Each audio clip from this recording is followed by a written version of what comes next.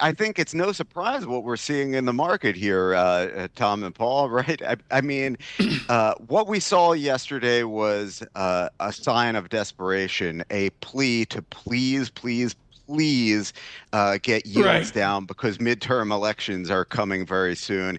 And, it's not going to work. It's not going to work any better than all the other gimmicks that this Treasury Department has marched out. We saw, the adjustment to capital requirements with banks. We saw the move on stable coins to try and bolster demand for our Treasury securities. We saw the symbolic help in the yen intervention previously. And each one of these things is what? It buys you an afternoon? Like, let's be realistic. This is a $30 trillion market.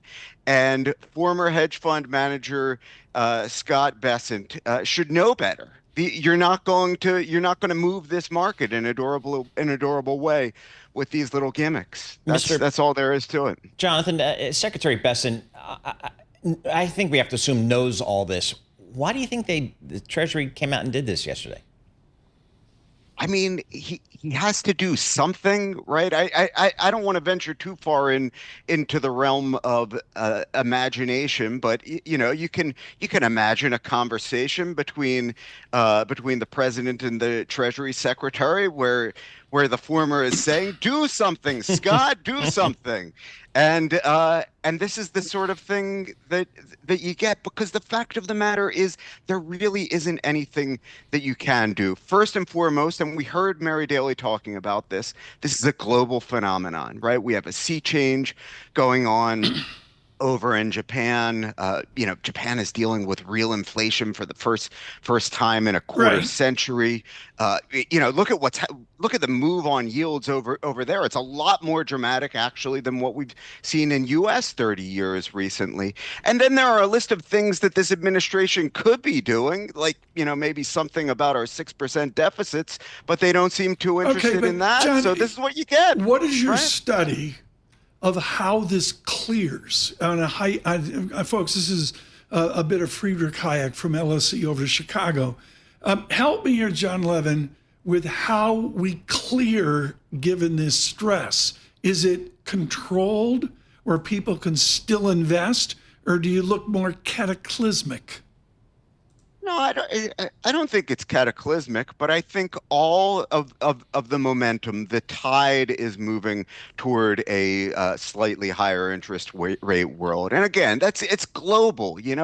We see banks around the world moving past the ZIRP era here, pulling back that support that central bank balance sheets have provided for really the past quarter century. And so something is changing meaningfully.